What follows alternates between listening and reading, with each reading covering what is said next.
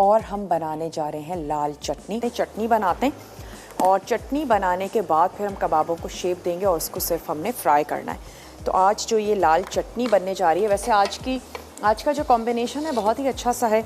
आप माश की और खिचड़ी तैयार करें, उसके साथ आप सीख कबाब बनाएं और साथ में आप सर्व कर दीजिए लाल चटनी। तो बहुत ही अच्छा सा ज़बरदस्त सा मेन्यू है। तो हम अब क्या करने जा रहे हैं, लाल चटनी बनाने के लिए आपको चाहिए साबित लाल मिर्चें, लहसुन, प्याज हम इसमें ऐड करेंगे, ज़ीरा इसमें जाएगा, नमक है, थोड़ा सा ऐड करेंगे हम इसमें ऑयल और हस्बे ज़रूरत पानी। तो यहाँ पर जो प्याज है इसको भी थोड़ा सा मैं चॉप कर लेती हूँ ताकि पीसने में हमें आसानी रहे।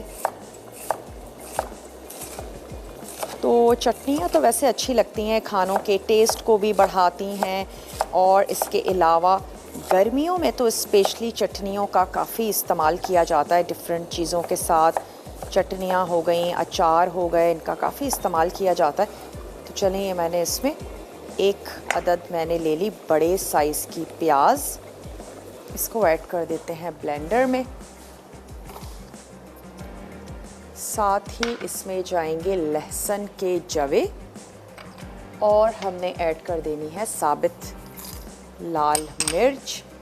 इसमें हम शामिल करेंगे 1 टीस्पून सफ़ेद ज़ीरा और नमक मिर्च हमेशा चटनी में थोड़ा सा खिलता हुआ ही होना चाहिए, क्योंकि चटनी का मकसद ही यही है कि अगर कोई चीज़ कम स्पाइसी है तो हम उसको अच्छा सा स्पाइसी सा बना दें।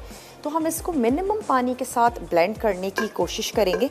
तो थोड़ा थोड़ा सा पानी ऐड करते जाएंगे, 2 से 4 टेबल स्पून ऐड करते हैं और इसको ब्लेंड कर लेते हैं। अगर हमें लगेगा थोड़ी सी और नीड है तो हम इसमें और पानी जो है वो ऐड कर देंगे।